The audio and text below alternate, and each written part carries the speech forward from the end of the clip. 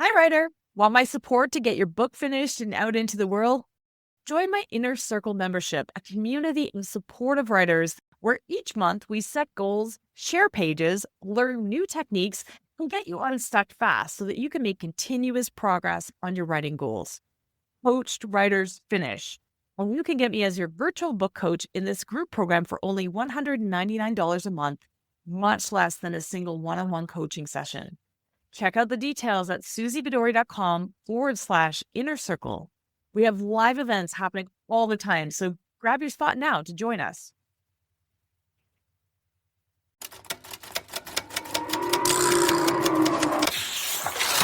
Welcome to the Show Don't Tell Writing Podcast with me, Suzy Vidori, where I peel back the layers of how to wow your readers with your fiction, your nonfiction. Anybody can bang out a first draft, but it takes a little more work to make your book as amazing as it can be. Join me as I share the step-by-step writing techniques you could apply to your writing right away, as I host successful writers who share a behind-the-scenes look at their own writing lives, and as I live coach writers on their pages, giving practical writing examples that will make your own writing stronger. Nobody is born knowing how to write an engaging book. There are real and important skills that you need to learn. On this show, I cut through the noise and get you all the info you need. I can't wait to see how this information is going to transform your writing.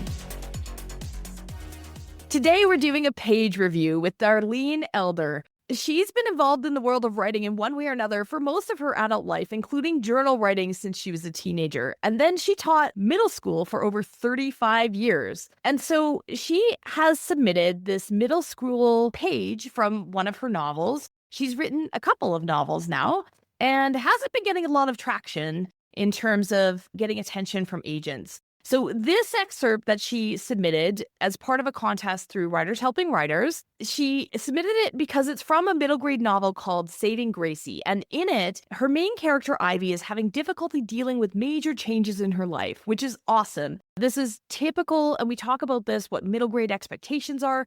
We also talk in the podcast about agency. So regardless of what genre you're writing, we talk about the tie-in between causation, agency, the plot, pacing. There's a lot of themes here that are applicable to, yes, middle grade, but also to all forms of writing. So I think you're really going to enjoy this. We had a really fun time talking about this as well.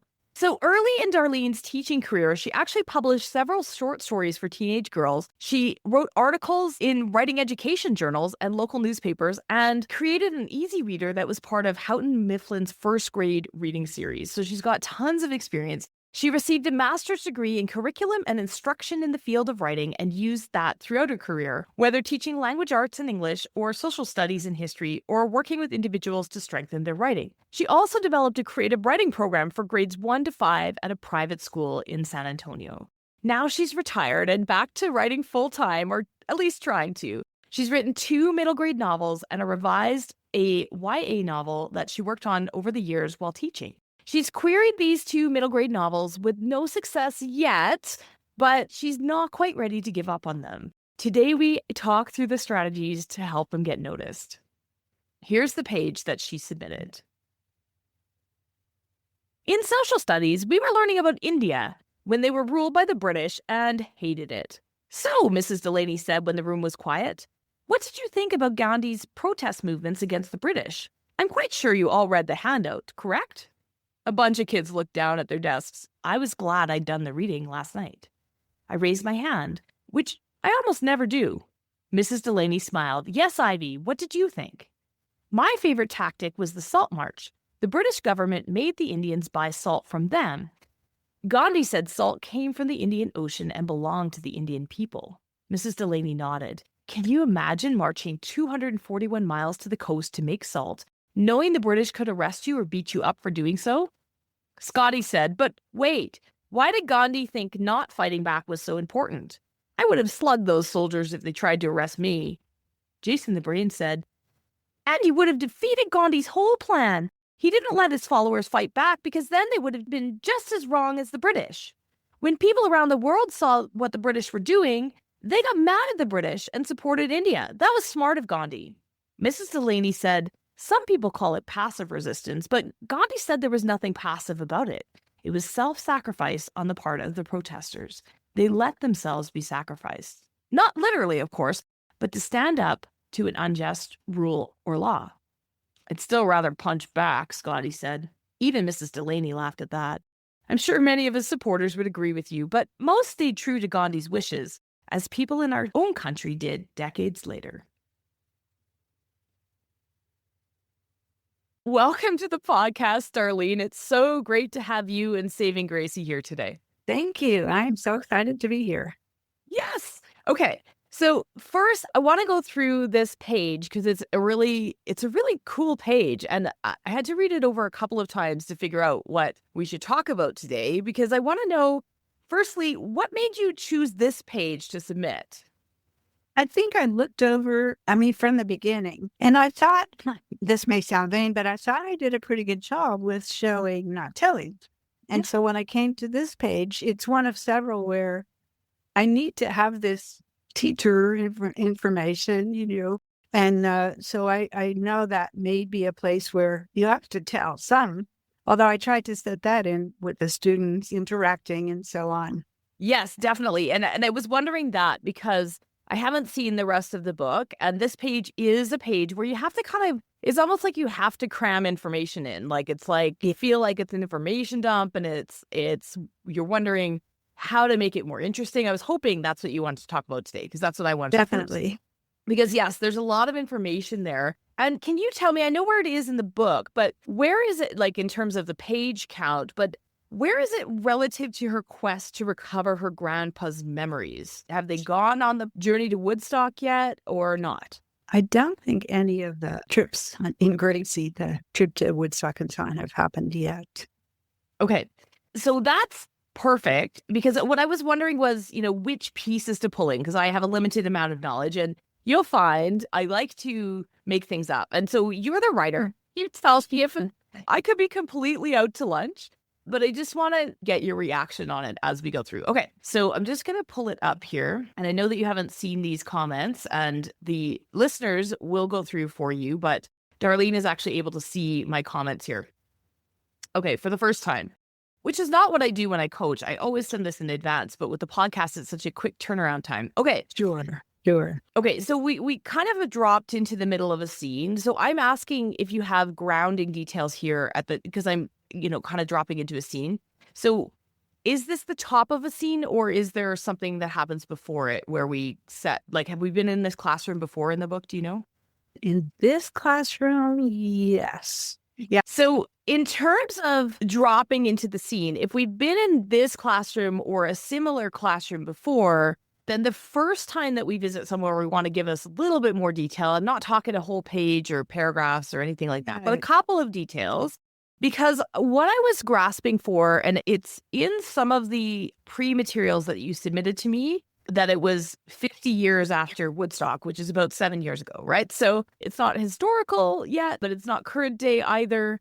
So what are the things that we can put in the classroom to make that kind of interesting? And remember that middle grade is one of those age groups where when you're writing something that isn't today, you might want to either set it today or just be aware of their assumptions. So what does a classroom look like today, right? Right.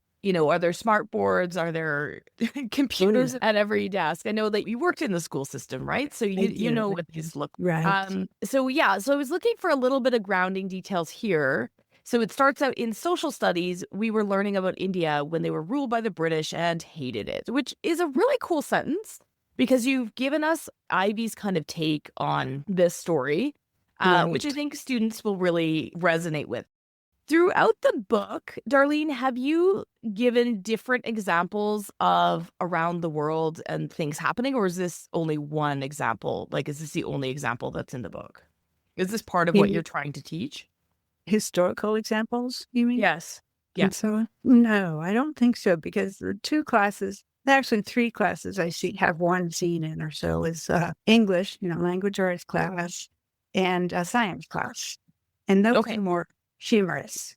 Okay, but this one here, she kind of gloms onto, and then by the end, and I want to talk about this too, because I know that you've been querying this one and not having a lot of success. But I'm wondering if, I mean, this is essentially, this whole piece here is going through a really cool time in India's history when there was peaceful protest and demonstrating for the world what peaceful protest could really accomplish. And I'm just going to throw it out there because we're always looking for ways in or angles. I think that this is a really, really important message for kids today to show how different cultures throughout time have used peaceful protest because of what's happening, right? So there is an angle here, and I know you've also got Woodstock, which is in a time of, different kinds of protests and different kinds of sit-ins and things like that. So I was wondering, I'm seeing a tie in there. If it's not strong or you're not feeling it, then just ignore me. But there is a possibility of amping that up because when we're trying to get the attention of publishing today, it's like what messages are actually in here. So if you're going to include a social studies lesson, this is a really nice one because it is a really cool one. It could tie into something that Ivy ends up doing, and I think it does. It gives her an idea. I don't know what the idea is yet. You don't necessarily have to share it or spoil it here. Oh, I would love to. Okay, let's hear it. What's the idea that it spurs? Okay, it's a rainy day, and so after that class, they go to lunch, and then whenever it's raining, recess, as it was in high school, is in a gym. And so what happens is the boys always take the basketballs and play and don't want the girls to play. So they sit on the bleachers. Now, keep in mind, this is not a big deal to her until this moment. And so she starts thinking about sit-ins. And at lunch, she convinces her new good friend and a few other people to let's get all the girls to sit on the court and we'll have a sit-in. Yeah. And so it's a direct thing happened in my lifetime in teaching. And they did that. So the girls sat there passively and then the boys tried to get them off and then eventually threw in basketball at one. And then eventually one of the girls throws the basketball back. So it becomes just total mayhem. And they all get in trouble and they all blame Ivy for it. But it's because the next scene, her dad explains that, well, maybe they're not happy with you because is this really important to you? And so they have the whole talk about, you don't hold a protest for something that's like just not important. And so she learns. Well, and it's a dumb thing to do. Well, I don't know if it's a dumb thing to do. I mean, I would have been really proud if I was you at the school and seen that, but I would have been pretty proud of the girls, to be honest. Because we had just learned about, sit-ins and passive resistance and all that. Yeah. So it's amazing. Okay, so it is fun, but it's also really relevant in today's society and in today's world. And so I don't want to get political today here on the podcast. We've just met. But at the same time, there's a really cool way that you could tie this in to what's happening. And so I know that you're, struggling to get attention for it. Just explore that angle because there is some cool things. And I didn't see that anywhere in your blurbs that there was some other lessons or deeper lessons. And I know we don't want to, we don't want all the lessons in middle grade to hit us over the head, but there's always a deeper why. And so explore that for yourself and your personal reasons for wanting to write that. Is there a deeper meaning there? And is that something that you wish to highlight? Because I think that would actually be a really cool angle and that publishers would be interested in that today. So just throwing it out there. Okay. That being said, she learns that sit-ins and protest movements are valuable. And so that's how she tries to save her grandpa with a protest movement at the end. And so it's all here. Yeah. Just need to bring it out, I guess. Yeah. And I think that's the tough part. I mean, and I want to get back to this page in a second, but when we talk about querying and we talk about creating the blurb, we tend to focus only on the plot and what happens. And I mean, technically that's what you're supposed to do. But at the same time, there's all these other things that can make your manuscript stand out. And if you do have a deeper why, if you do have a deeper message, I call it, sometimes it's called theme or the point of your book. I like to call it the takeaway. Right. So if you flip the script and talk about your reader, what do you want your reader to take away from this book? I mean, yes, it's kind of a fun story, something that you actually witnessed when you were in the school system that happened. Maybe you were proud of the girls. Maybe you also thought that they took it a little bit too far and were being ridiculous and created trouble for themselves. But at the same time, that's that learning is where is that edge and where is that piece? And it's part of that middle school journey. So what is that sort of takeaway that you want middle school readers to read here? Well, I think you just answered that question. right? So Yeah. it belongs in the pitch somewhere. I think what part of it is that her personality is when she's frustrated or whatever, she tends to act impulsively and Yeah, does things that aren't so smart, like the sit in. But there were some earlier examples. And so I tried to show that part of her change, her character change, was understanding that if you're going to do something, have a good reason for it and do it for the right reasons, and not just for a lark or because you're angry with somebody, upset with somebody. exactly. And Mm. okay, so I'm going to try to tie this into writing here, this whole lesson thing, because I see the parallel is what you're talking about is the emphasis, right? And so where do you Mhm. spend your time and resources? Make sure you spend them on things that are really important. The same thing holds true with your book. I heard you say this scene kind of leads into, and then they go to lunch, and then they go to Yeah. the gym, and then they go to, right? So we got to make sure that we are focusing on the right things, that not everything in your book is going to be equal, that we are Mhm. zooming in on scenes that mean something, like this lesson that's pushing her on her character arc, right? Where she's got to find, where is that dancing on the edge of the sword? Where is the tipping point in terms of when it's important or when it isn't? And you're doing that Right. same thing throughout your book. Okay, amazing. So let's talk about this page, because we kind of have to get some information across to be able to understand this. I actually think that it's really well done in terms of, because I know that, sharing stories from other cultures right now in publishing, it can sometimes be really tricky, and there's good reason for that. We're trying to make sure that we represent.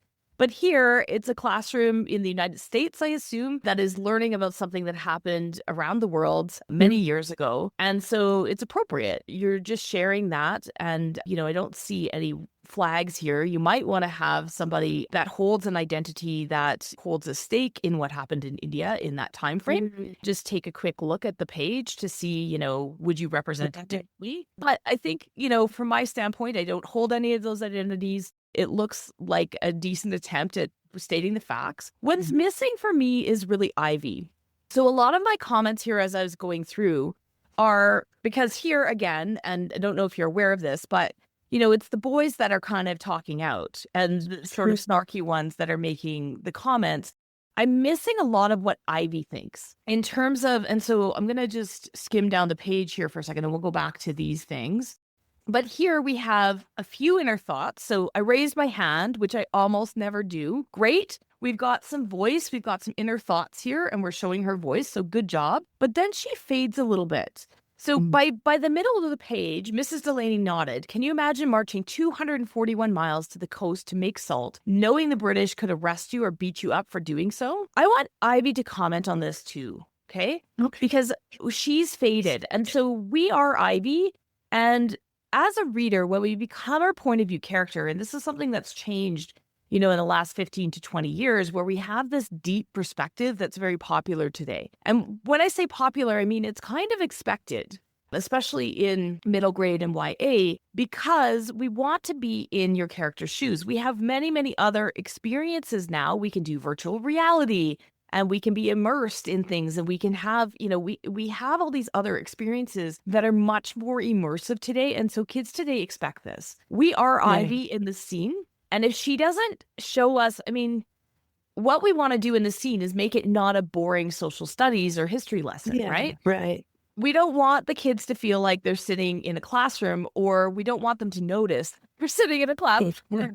They might have different associations with that, but Right. in terms of making it interesting, what we want to know is what Ivy thinks of it. And by sharing what Ivy thinks of the story, you're signaling to the reader how they should feel as well, at least for the time being, Okay. right? So we become Ivy and we don't actually know what to think, and we'll kind of keep it at arm's length, this story that we're learning, until we're given a hint. And so Ivy needs to be the one reacting here. The boys can also say stuff, but she's missing in this latter part of the story. Yeah. Yeah.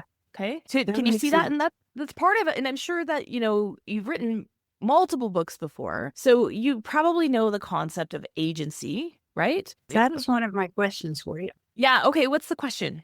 Well, I watched a workshop that, excuse me, talked about how change happened in a novel because the protagonist does something and then there are consequences and they make wrong decisions and there are consequences. But I think what I was thinking of for this book is that a lot of what happens is Ivy reacting to, Mhm. let's say, some things her grandfather does, and she kind of follows through and tries to help him, but gets in trouble because of it, things like that. And, she's a kid, so she doesn't have the same kind of agency as adults. So how do you work with that? Yes. Okay. This is a fun problem to talk about, actually, because it is. I get it. And I run into this a lot with writers when they want to represent something that they think isn't agency, right? Like a kid reacting to their situation.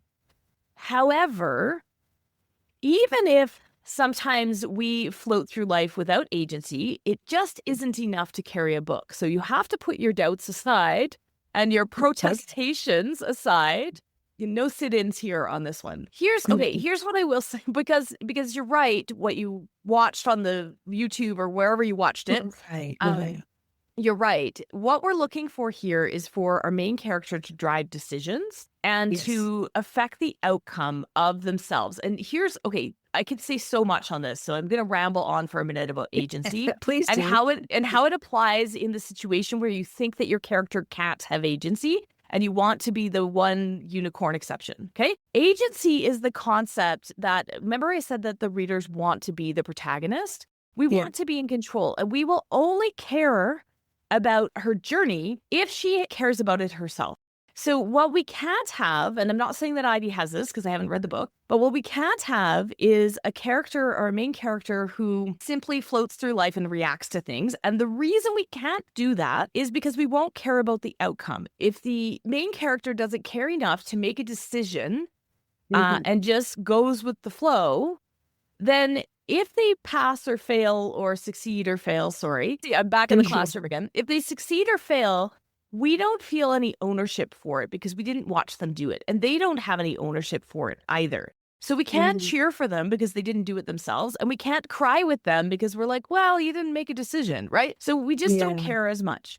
So the reason why agency is so important in every single book, everywhere, I even coach nonfiction and business books and do this in there because it's about the reader. It's about the reader caring about your protagonist. So here's the place where writers want to make exceptions. Okay, Suzy, I hear this all the time. But Suzy, my protagonist is an introvert. And so they can't make decisions because they don't make decisions. They hang out on the sideline. Okay, I'm sorry. I live in a household full of introverts. I am clearly not introverted, but I live in a household full of introverts. And I can assure you that just because they're quiet does not mean that they have not made a decision or don't have a thought in their pretty little heads, right? Like that is not what it means. And the beauty of the written medium and the novel is that we have this cool tool that nobody else has, that plays don't have, and Netflix doesn't got, and that is inner thoughts. And so we get to use those inner thoughts. So I can assure you that introverts all over the world right now are making very many decisions, even if that decision is to stand on the sidelines and wait till everything else implodes. Okay? They do not need to be gregarious people out there, extroverts like myself, going around barking orders at everybody. That is not what agency means. It means that they are making choices for themselves, even if that choice is to stay out of it. Okay? So when it comes to, so I'll just give that sort of generic example. We have listeners that are writing in all kinds of different genres. But in terms of Ivy and talking about kids, I can tell you that their agency is huge, or they try to get it, right? So even if she is not in control of her own circumstances, she's going to darn well try. And this is the age where, I mean, middle grade themes, and you're kind of upper end of middle grade, where she's 11, right? Yeah. So typical middle grade is 9 to 12 readers, and we will only read up. So if you've got an 11-year-old, we will only read up. Readers will only read up. So if you've got an 11-year-old protagonist, your readers are going to be 10 and below, right? So your themes in middle grade typically cover family unit. They still see themselves as part of the family unit, but they're trying to chip away and figure out how to bust out of that family unit. Yeah. And so that's where the agency piece comes in, is not that she's necessarily in control, but there are a couple of choices. She's trying to control it, but she gets interrupted, right? So there's a pattern interrupt. So when we talk about agency throughout, and I'm throwing a whole bunch of concepts at, so stop me or listen to some more of the podcast episodes to kind of get it. But here's what happens is when we look at the plot, And what you've done, I would test for, if we were working on this together, I would have you put the plot together, and then I'd look at it and test for causation. Is Ivy affecting her own destination? Is one scene, the decisions made in one scene and the things that happen in one scene causing the next scene, right? That is one form of acceptable scene connection. The other one is the pattern interrupt, right? So I test between scenes with either therefore or but, right? So Ivy makes this choice, therefore Ivy learns about Gandhi and the Salt March, and therefore decides to create, a sit-in in the gym to protest the fact that they're not allowed to play basketball. Awesome. Causation, right? The other option that you have that I think you're going to need for this piece to solve her agency is Ivy is planning to go to the mall with her friends, but something pattern interrupts, right? So it's still okay. She still needs to have goals and have them interrupted. So just because grandpa is like screwing things up at home, which is, sort of the backstory here that we're not talking about on this page specifically, but what you're asking about is, her home life is turned upside down, but she has other plans. So make sure that you establish what her other plans are, and then she's not just sitting around waiting for plans to happen, right? Not just sitting around. It'll be much more impactful to show that she's not in control when she's trying to control it, right? This is the feeling that you need to go for, is she's trying to make the plans. My kids try to make plans all the time. I mean, my youngest is now 14, almost 15, but it's very fresh in my mind. So basically what we want to do is to have her trying to control it even if she's out of control. Does that track? Can you see how what the truth is? Okay. Yeah. And so as kids are going to identify with this. Your middle grade readers are going to identify with this, that they had other plans, but geez, those parents and grandparents and just can't control everything. So it's not the feeling of standing, it's not the wallflower feeling of standing there. They're actually actively trying to control it, even if they can't. So you can create that feeling of agency and that frustration by throwing obstacles in her path. Okay. Does that help? Yeah. And my mind is kind of going to other scenes and thinking through how that might work, or am I following the pattern? And I am a lot, but I can. And especially when you're querying, establishing that right from the get-go is really important. If you don't have it on your first page, honestly, agents see too many. They see too many, and if it's not there, it's not there, and they're not going to wait. Okay. Okay, so by the middle of, we've got Jason the Brain and Scotty. Also, a classroom, so just to throw things in here to sort of slow it down and round the scene out a little bit and make it more interesting for our readers, because that's what we do here on the Show Don't Tell podcast, right, is just look at one page. We've got Scotty and Jason the Brain making all the comments. Just notice that you've got the boys making all the comments, right? Which might be okay because Ivy's already spoken, but I want more of what Ivy thinks. So share this. Okay. Another question I had when I was reading this about the book as a whole is part of the fun of this book that Ivy imagines herself in situations, because I know they meet this VW van, Gracie, who takes them to Woodstock, and she feels like it's a form of magic, right? Or hallucination anyway. Right. And so is that part of something that happens in general? Does Ivy daydream and go places? Because I would love to see her do this here with Gandhi and the Salt March. That's right? An interesting idea. So I don't ever do that, but yeah, I like that idea. Well, because we've got a lot of information to convey, and you've already got the vehicle within the book to do that. You've already got her kind of going on places and going to historical places. I'm thinking of, it's not the right age group, but sort of the Magic School Bus type thing, right? Where they're going places and experiencing it. And the reason that series and that TV show worked was because it makes learning fun. So take a page out of that and use the mechanics that you've already got to show Ivy's imagination. It doesn't have to be a whole scene. She doesn't have to actually go to the Salt March and meet Gandhi, but she could be there for a couple of sentences and it would be cool. So it'd be a great place for this to show the magic here and make what could be a mundane moment of the teacher at the front of the classroom talking into an experience for the readers. Okay.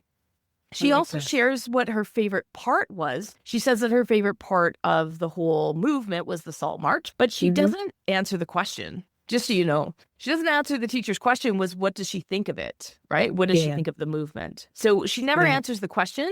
So I just found that interesting. And sometimes that happens when we edit. We don't actually finish answering the question. So make sure that when the question is asked, because kids won't miss that she didn't actually answer the question. Well, She answered the question with she actually did a good job. If Ivy was being media trained, as we all are as writers and talking about our books, the answer is revert to message. Doesn't matter what they ask you. You just tell them what you want to tell. That's what she kind of does here. She skirts a question. And then, I just wanted, and again, I'm going down the page here, and Jason the Brain says, and you would have defeated Gandhi's whole plan. He didn't let his followers fight back because then they would have been just as wrong as the British. When people around the world saw what the British were doing, they got mad at the British and supported India. That was smart of Gandhi, right? Okay. Really cool sentiment from Jason the Brain. Smart. What does Ivy think? Right? Again, we don't want her to just take Jason the Brain's thing and say, oh, yeah, I guess you're right, boy. Right? So we got to make sure that she still has a voice here. So everything needs to be filtered by her point of view, please. Okay? Let her react. So there's 2 tools in your tool belt that you can do to insert in here. The first one is her reaction, which reactions are not bad, by the way. We were talking about, things happen to her and she reacts. Yes, it isn't agency, but we still need them, right? Her reaction, and then that's sort of her thought process. So her reaction is important in the moment, and then her thought process and what she chooses, how it fits into her overall goals and how she chooses to act and all the little things that she does in every single scene to get what she wants, that's her agency, right? No. Her reaction is still important. It doesn't mean skip it. Big question for you. What does Ivy want in this scene? In this scene? Yeah. That is a good question. And I know you're supposed to be able to answer that in every scene. No, well, but you should be able to. Yeah. And I think that might be what's missing here for you and why the scene was harder. Because here's the thing. Here's some ideas. I mean, again, I'm going to ramble. I don't know your story beyond what you said here in this one page, but we'll kind of leave it here and we'll brainstorm for a moment. Is Ivy having trouble with friends? That's a common theme, right? So does she, these boys, are they the same boys who are about to not let her play basketball? Is there tension there? I don't know. So does she care what they think? Because if she does, she might argue with them. She might be quiet, but be angry in her seat. It gives her things to do. Is she doing poorly in social studies and she needs this mark? And so therefore she needs the teacher to like her. Maybe that's why she raised her hand. I don't know. But does she not care about the scene and all she wants to do is to get to lunch? That's probably not a great choice because then if she doesn't care, your reader's not going to care. We might as well skip the scene. But yeah, what are her goals here? Or is her goal to try to show that she's staying, is she usually a good student, but lately she hasn't been because grandpa's, keeping her up at all hours of the night. And so she's trying to just get control back because then she'd be doing different things in the scene as well. So when you're searching for those things that she can do in a scene, whether they be actions, reactions, dialogue, interacting with the setting or her inner thoughts, right? Those are the 5 choices that you have. All of those things need to be colored by what she's trying to accomplish in the scene. And if all she's trying to accomplish in the scene is be good and listen, then you don't have a scene. Right? So again, this is her agency and making sure that Ivy is forward. And I'm being very picky because we're only looking at one page, right? Sure. And I'm sure you have this in other parts of the book, but you came to me with this one page and said, I think it feels flat because they're learning a history lesson. Does that give you some ideas on how to make this scene a lot more fun? Oh, it does. And 75 queries for not this book, but another one. The only comment I got was from an agent who requested a full. And she just said, for a middle school book, I'm worried about the pacing. Yeah. Okay. That's in my mind all the time. Is this too slow? Should I leave out this whole subplot? Yeah. So, okay. So all these concepts are tied together. So sorry for throwing you a lot of things at you. No. Here's the thing that happens. I mean, I work with I have an agent. I have friends who are agents. I work with a lot of writers who have agents. They read things very quickly. And it's not to say that that's not the correct comment. It is. But here's what I want to say about feedback from agents. and publishers and editors and all of us, sometimes we'll get conflicting feedback because they're trying to solve a problem. Okay. They're trying to solve a problem and they're giving you sort of a soundbite or a direction on how to solve it. But a lot of these problems are intertwined. And so what we just identified, I don't know about the other book, but if somebody said that the pacing was off in this book, I would first try to solve the agency problem because it's all related. Pacing can also be, you know, all the action, but if the action is happening and it isn't connected, then the reader's going to be bored, then it's going to feel like a pacing problem. They're not spending as much time as, say, a developmental editor would with your work. An agent reads it very quickly and says, that didn't work for me, but pacing. It felt slow. But it can feel slow for a lot of different reasons. So pay attention to what they're saying for sure, that it wasn't working, but backtrack a little bit because there's a lot of different ways to solve that. You could solve it by putting in more action. You could solve it by taking out some of the subplots, right? You could solve it in different ways. But my guess is because of this conversation and because you came here, it's one of the questions that I ask writers when we work together. Hey, what are your known issues? What do you know is not working yet? And you told me right off the bat, hey, I've got questions about agency. So I know that because it's not solidified and we're sort of resisting giving Ivy agency because we think, oh, she's a kid, right? Yeah. But they try, and sometimes they try to their detriment, and sometimes they try to be whatever and throw wrench into things. Sometimes it's misguided, and that's kind of the fun of middle grade. But they do try, and they are trying, and they're trying to find their place in the world, and they have a lot of opinions, right? They have so many opinions. So don't miss that piece. And I think if you could get that and then also the causation piece, you'd probably fix the pacing. As long as you have enough things. I actually had that novel developmental edit done. And then one by a good friend who's also in writing, and none of them mentioned pacing. You know, so I don't. Exactly. And that's what I'm saying is pacing. Now, there are a few things that you can do technically in middle grade to continue. Like, I'm going to get really technical for a moment. And this is also related to adult books. So if you write adult books, don't tune out just yet. Maybe I'll try that. Yeah, I do see that you've eliminated a lot of dialogue tags, which is correct in adult books. So if you listen to a lot of podcasts, you will hear eliminate your dialogue tags and have action points said. Yes. Depending on the reading level that you're going for, and I worry about this, you might actually want to add some of those back. If you've got I don't know where your reading level is. I can't really tell from this one page. If you've got 10-year-old and younger reading this book and they're newer readers, they actually need them. So there's a few things that can be detrimental that slow it down a little bit that we actually need in middle grade. But then I would say as well, another way, I mean, there's a million ways to fix a pacing. I'm doing air quotes for this. You can't see me. Darling can see me. No one else can see me. To fix a pacing problem, even as much as, you know, you've got this magical element where they go and visit things or have these visions. I'm not exactly sure how it manifests. But if you've got magic, if you've got something out of the ordinary and a little bit special, make it big, make it weird. Okay? Make it bigger than you think. Like I said, if that's like a thing, bring it to the Salt March, bring it to Gandhi, like have her daydream, whatever. Yeah.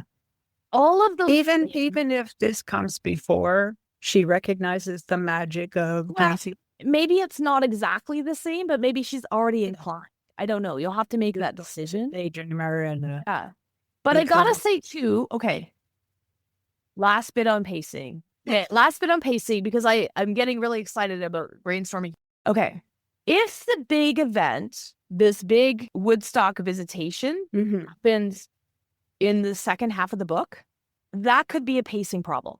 And the reason I say that is because if it is a quote unquote, you know, fantasy, or there's magic in it of some kind, or it's paranormal or whatever it is, whatever's causing this to happen, hallucinations, I don't know, fumes, exhaust fumes from the VW van. Whatever's causing this is really cool. And readers who enjoy reading a fantasy book, it's a thing I see a lot in middle grade, is like the first half of the book, they're just leading their humdrum life. And the second half, all of a sudden, they're in a magical world. You've broken the contract with your reader. Yeah. Because people who want to see the humdrum world and don't enjoy magic or fantasy are going to be disappointed. And people who pick it up thinking it's going to be magical aren't going to get there. Right. Right. Right. So you need to sort of smooth that out by having something. And this could be part of it. She's already inclined to have these wild daydreams, but then she does it with her grandfather. Right. So I don't know how you work that out with how your magic works, but definitely it could be. I mean, if you have I don't know if this is true. If you have a humdrum life in the first half of the book where she's learning in social studies and the second half has the magic, we have a pacing problem. Okay. It's not that so much as the first half of the book is her trying to adjust. Her big issue is everything's changing too fast, feeling she has no control.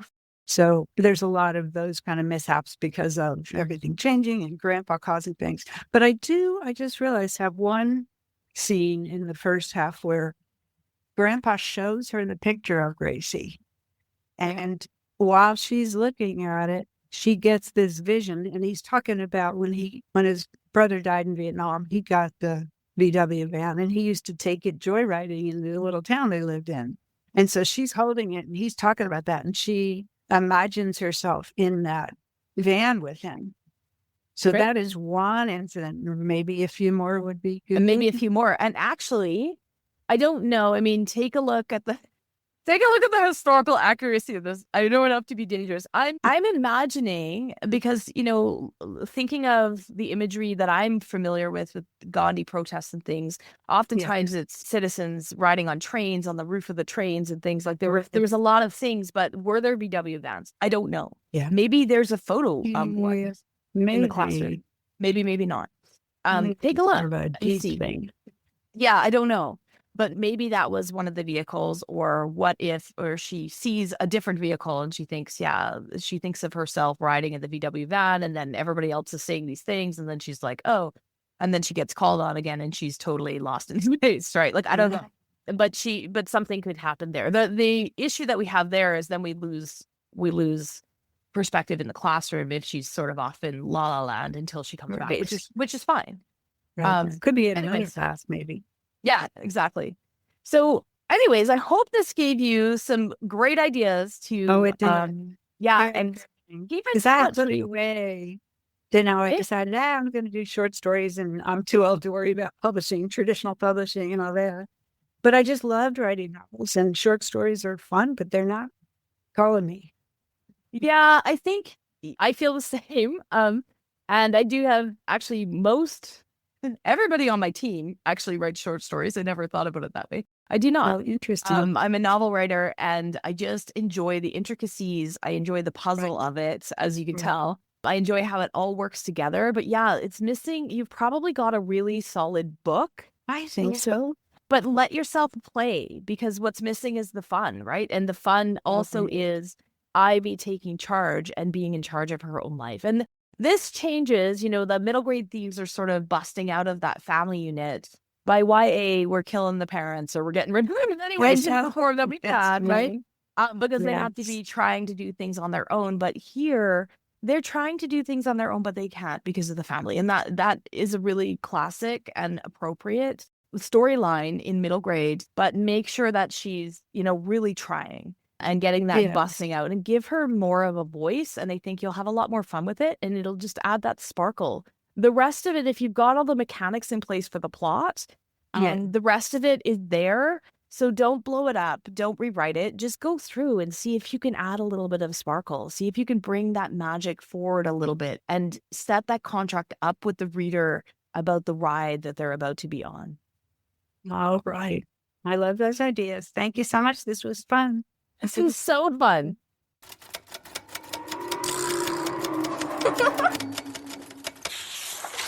Thanks for tuning in to the Show Don't Tell Writing Podcast with me, Suzy Vidori. It is my absolute honor to bring you the straight goods for that book you're writing or the book that you're planning to write. Please help me keep the podcast going by helping people find us. You can subscribe to the podcast and leave a review on Apple Podcasts, Spotify, or wherever else you're listening to show how much you enjoy the show. That's how other listeners will find us. Also, visit suzyvidori.com/newsletter to hop on my weekly inspired writing newsletter list. where you'll stay inspired and be the first to know about all the upcoming training events and writing courses that happen in my community. Want my eyes on your writing? Submit a page of your current draft for a chance to come on the podcast at the link in the show notes. I'd love to chat with you about your writing in my always positive, incredibly supportive way so that you can make great strides towards your writing goals. I'm here to cheer you on. Remember, that book you're writing is going to open doors that you haven't even thought of yet, and I can't wait to help you make that it the absolute best it can be. See you again right here next week.